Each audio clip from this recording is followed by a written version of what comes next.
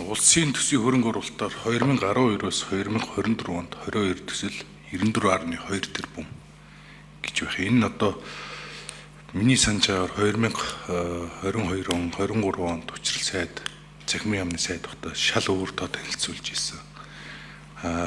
Логгоор бодоод үзэхэр ч гэсэн 94.2 тэрбум баймаргүй.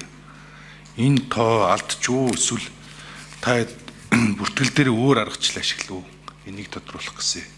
Хоёрдугаарт нь 2025 онд 187.8 сая долларын гадаадын зээл тусламжийн санхүүжилтээр 8 төсөл гэж. Энэ ямар төслүүд юм бэ? Эсвэл хэрэгжихээр орж ирж байгаа юм уу?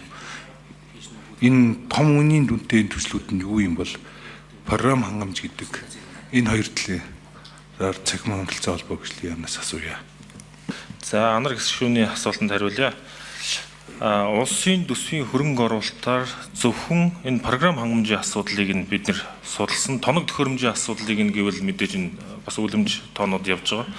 За 2012-оос 2024 онд 22 төсөл хөтөлбөр хэрэгжсэний 94.2 тэрбум төгрөг гэж.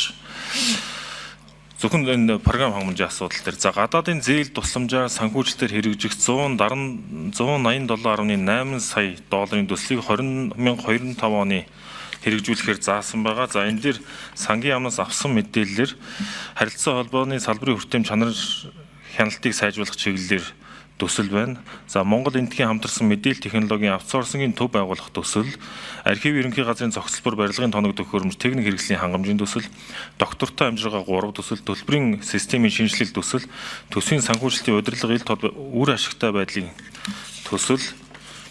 За төсөв санхүүгийн доктортой байдлыг бэхжүүлэх төсөл гэсэн энэ төслүүд дээр бол нийтдээ 187.8 сая долларын асуудал тусгагдсан байгаа. Энэ мэдээж дотроо зөвхөн нөгөө програм хангамж биш, маш олон төслүүдийн арга хэмжээнүүдийн нийлбэр дүнгээр багцлагдсан мэдээлэл байгаа. Шаардлагатай бол сангийн яамны мэдээлэл нэмээд өгчих боломжтой байна. За энэ зөвхөн програм хангамж гэдэг нь 94.2 тэрбум байх ёсгүй. Энэ хамаагүй том тоо байх хэвээр. Тэгэхээр энэ тооцоо судалгаа чинь жоохон худлаа байна. Энийг дахиад тодруулаад албан бичгээр байнгын хороонд ирүүлэхийг хүсье.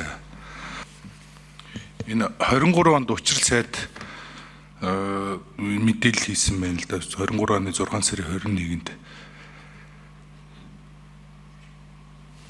төр жилд 950 тэрбумыг програм хангамжид худалдан авахд зарцуулдаг гэдэг.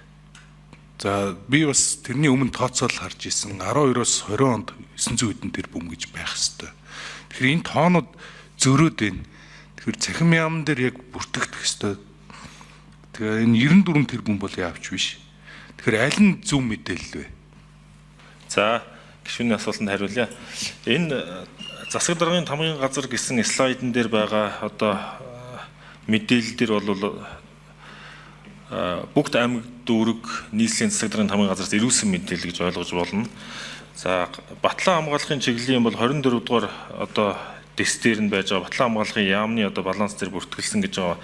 За мэдээж нууцын зэрэгэлтэй юу нь бол мэдээж энэ бүртгэлээр бол орж ирэх боломжгүй баг.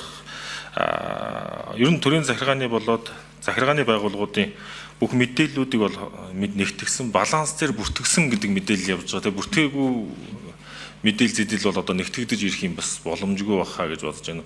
Өмнө хийгдсэн их учрал сайдын хийсэн мэдээлэл дээр бол нэг олон улсын төсөл хөтөлбөрүүд дэс хэрэгжиж байгаа жишээ нь ухаалаг засч гэдэг юм дэлхийн банкны холбогдоход олон улсын байгууллагуудын мэдээллүүдийн нийлбэр дүнгийн бодох юм бол тэрлүү төхөн тэр дотор мэдээж хүний нөөцийг бэлтгэх програм